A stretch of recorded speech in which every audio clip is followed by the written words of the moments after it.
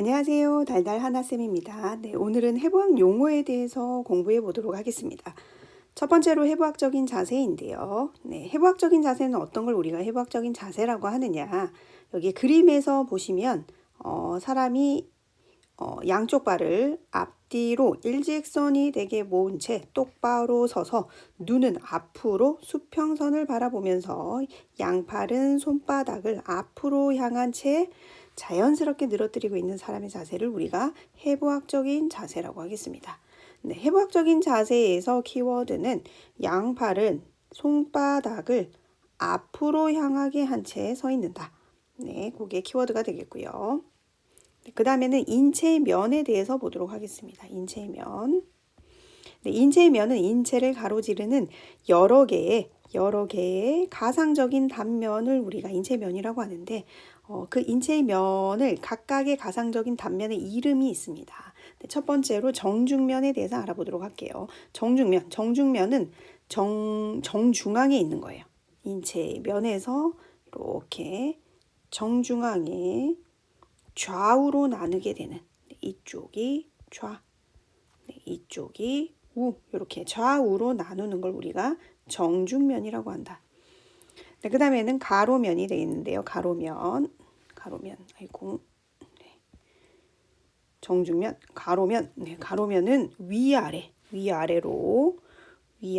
두 부분으로 나누는 면을 가로면이라고 합니다. 여기 초록색으로 보이는 가로면, 이쪽이 위쪽, 이쪽이 아래쪽, 이렇게 가로면은 위쪽, 아래쪽으로 두 부분으로 나누는 가상적인 단면을 가로면이라고 한다. 네, 그 다음에 세 번째는 관상면입니다. 관상면. 얘는 앞뒤로 나누는 거예요. 앞뒤로. 여기 파란색 단면이 가상적인 단면이 보이는데요. 이쪽 편이 앞. 네, 이쪽 뒤가 이쪽 뒤가 되겠는데 이것을 우리가 관상면이라고 합니다.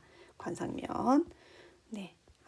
사람을 앞뒤로 나누는 면을 관상면이라고 한다. 그 다음에 네 번째로 시상면. 시상면은 정중면의 평행한 면을 우리가 시상면이라고 합니다. 여기 회색깔 보이시죠? 정중면의 평행한 가상적인 단면, 사람을 정중면에서 평행한 면으로 잘랐을 때 이쪽을 우리가 시상면이라고 한다. 네, 그 다음에 이 그림을 보시면 우리가 병원에 가면 이런 이미지를 많이 보시는데요. 인체의 면을 활용해서 우리가 이런 영상을 찍었을 때 이런 이미지를 얻게 됩니다. 첫 번째 그림은 어떤 경우일까요? 주로 복부 CT나 이런 것들을 찍었을 때 보실 수 있는 이미지죠. 네, 가로로. 인체의 면에서는 가로로 이렇게 여러 개의 단면을 잘라서 이 영상을 통해서 이런 이미지를 얻을 수가 있습니다. 가로면. 두 번째 그림은 어떤 검사를 했을 때 이런 이미지를 많이 보실 수 있었을까요? 네. 이 그림이 어디인지 정확하게 잘 모르신다면 네, 이쪽이 배 쪽, 이쪽이 등 쪽입니다. 등 쪽. 그리고 이 중간중간에 보이는 이렇게 네모난 뼈들이 보이죠. 네, 요 뼈가 이제 척추이고요. 네, 사이에 이렇게 디스크가 보이네요. 디스크. 네, 그리고 여기는 척수가 지나가는 길. 네, 눈치채셨나요? 네, MRI입니다. MRI. 우리가 허리가 아플 때 디스크가 뭐 터졌다 이런 얘기들을 할 때 우리가 MRI를 많이 찍죠. 그래서 어느 부위에 어떻게 문제가 있는지 검사를 해보려고 할 때 이제 이런 영상들을 얻게 되는데 인체의 면에서는 네, 그렇죠. 시상면 이렇게 정중면에 평행한 시상면을 세로로 이렇게 자른 이미지를 여러 개 모으면 이런 MRI 영상을 우리가 병원에서 볼 수가 있습니다.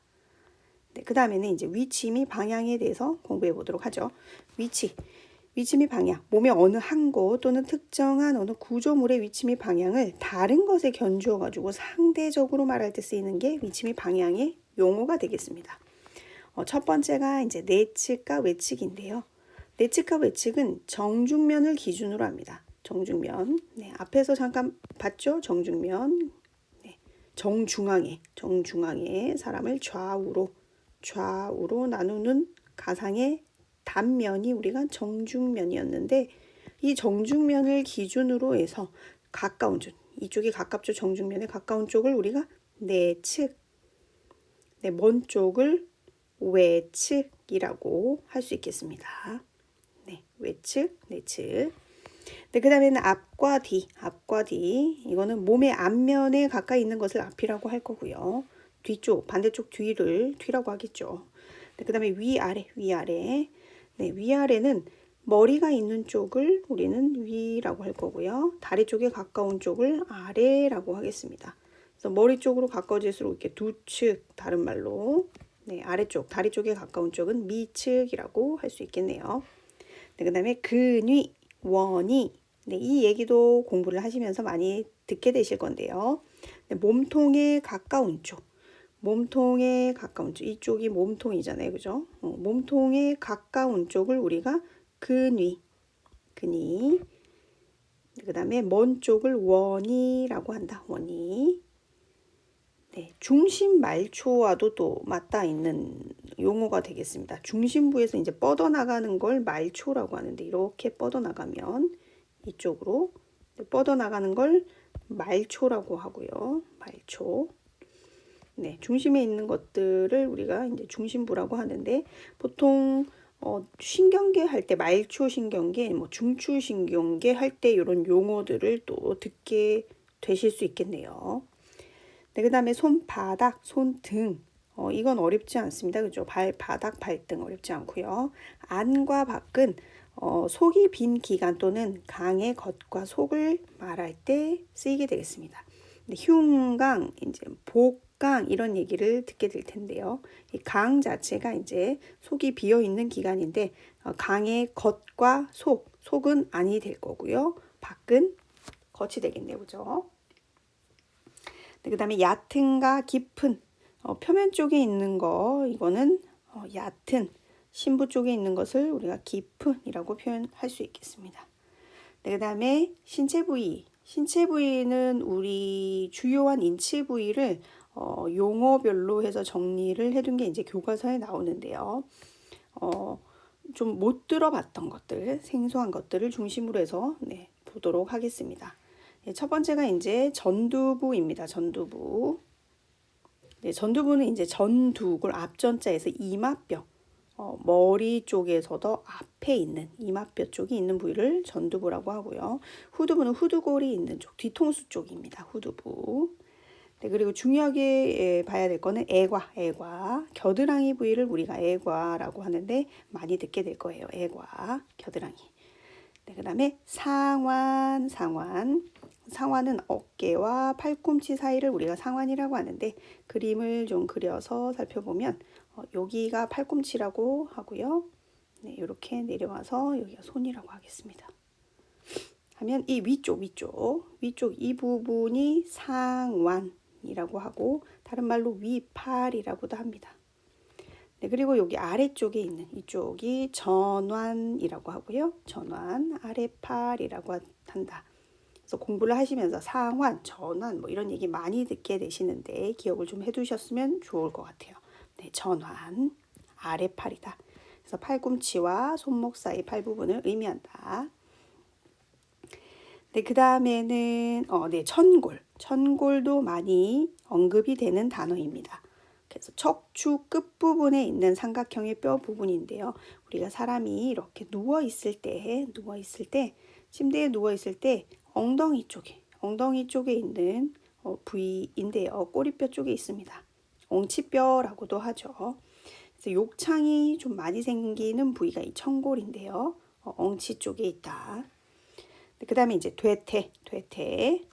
퇴퇴는 볼기, 둔부와 무릎 사이의 다리 부분을 얘기합니다. 이렇게 서해부도 지금 나올 건데요. 다리가 이렇게 있다라고 하면 배꼽이 여기 있다라고 해볼게요. 네, 여기 무릎을 기준으로 해서 위쪽에 있는 여기가 퇴퇴부가 되겠습니다. 퇴퇴. 네, 퇴퇴. 네, 그 다음에 이제 서해부는 여기가 서해부가 되겠네요. 팬티라인 서해부. 네, 그 다음에 회음부도 많이 듣게 되실 거예요. 회음부. 회음부는 외음부 항문 사이를 뜻하는 게 우리가 회음이라고 얘기를 하겠습니다. 네, 그 다음에는 이제 움직임을 나타내는 용어 살펴보도록 할게요. 기본 간호에서 이 움직임을 나타내는 용어도 기본 간호에서도 나오고요. 이게 해부학에서도 나오다 보니까 중복되는 부분들이 있는데, 기본 간호에서 우리가 좀 더 디테일하게 나오고 해부학에서는 이제 좀 간략하게 나오는데, 어쨌든 중복돼서 나오니까 그림 문제로 시험에 자주 나온다라고 생각하시면 될 것 같아요. 네, 그럼 굴곡부터 볼게요. 굴곡은 뭐냐? 네, 굴곡과 신전은 좀 반대되는 의미인데요. 네, 굴곡은 원래의 각도보다 줄어드는 것을 우리가 줄어드는 것을 굴곡이라고 하겠습니다. 굴곡. 반대로 다시 펴는 거를 신전이라고 합니다. 신전. 네, 여기 지금 팔꿈치 운동에서 보면 이렇게 펴고 있다가 이쪽으로 가면 각도가 이렇게 점점 줄죠. 팔이 이렇게 되어 있는데, 요걸 이제 굴곡이라고 하고요. 다시 이렇게 구부렸던 거에서 다시 이렇게 반대로 피게 되면 각도가 점점 커집니다. 이거를 우리가 신전이라고 할 수 있겠습니다. 굴곡과 신전은 굉장히 많이 나와요.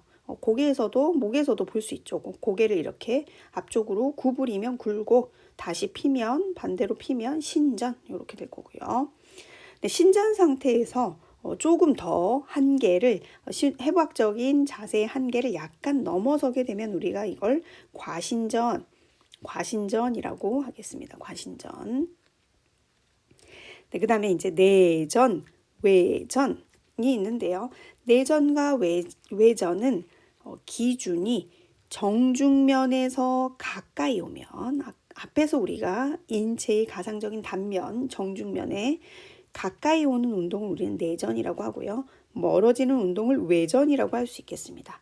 여기가 정중선인데, 이 정중면에 가까이 오는 거, 퇴퇴부에서 이렇게 다리를 벌렸다가 이쪽으로 가까이 오게 되면 내전, 이렇게 벌리면 외전이 되겠네요. 근데 여기서도 어깨에서도 이렇게 차렷 자세로 하고 있다가 이렇게 정중면에서 멀어지는 거, 외전이 되겠죠. 정중면에서 가까워지는 것은 내전이라고 할 수 있겠습니다. 그 다음에 이제 손바닥 굴곡, 손등 굴곡, 요것들에 대한 개념을 조금 살펴보고 갈게요. 손바닥 굴곡은 손끝이 아랫팔의 앞쪽으로 가까워지는 움직임. 얘가 손바닥 굴곡인데요. 손바닥 굴곡. 그 다음에 손등 굴곡. 손등의 굴곡. 손등 굴곡은 반대로 이렇게 멀어지는 움직임. 보통 이게 신전에 해당되는 그림이 되겠습니다. 신전. 얘는 굴곡에 해당이 되겠네요. 굴곡. 대신에 이제 손바닥 굴곡. 기준이 손바닥 굴곡이냐, 손등이 기준이냐, 이거의 차이겠습니다. 손등 굴곡. 그래서 얘는 손등 굴곡이 될 거고, 얘는 손바닥 굴곡이 되겠네요. 손바닥.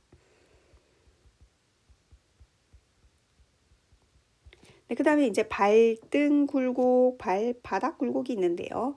발에서 발끝이 위로 움직이는 것을 발등 굴곡, 이렇게 움직이는 걸 발등 굴곡, 얘는 발바닥 굴곡, 발바닥 굴곡이라고 할 수 있겠다. 그 다음에 휘돌림은 굴곡, 신전, 내전, 외전의 연속된 운동을 우리가 휘돌림이라고 할 수 있습니다. 팔이나 손가락, 그리고 원을 그리는 운동, 이렇게 휘돌리는 원을 이렇게 그리는 걸 우리가 휘돌림이라고 한다. 그 다음에 회전은 어떤 장축을 축으로 해서 도는 운동입니다. 이렇게 목에서는 이쪽으로 도리도리 이렇게 하는 운동이 회전이 되겠네요. 퇴퇴부의 회전은 이렇게 축을 기준으로 해서 이렇게 바깥쪽으로 돌리면 외회전이라고 하고요. 안쪽으로 이렇게 다리를 돌리면 내회전이라고 합니다. 그래서 내전, 외전과 외회전과 내회전을 많이 헷갈려 하시는데 요것들의 기준점이 틀리다.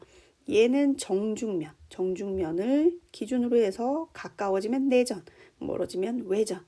외회전, 내회전은 축으로 해서 도는 운동을 우리가 회전이라고 합니다. 회전. 그 다음에 회내, 회외. 네, 이것도 시험에 좀 자주 나오죠. 회내, 회외. 네, 중요한 거는 이제 손등이 앞쪽으로 하는 운동을 우리가 회내라고 합니다. 회내.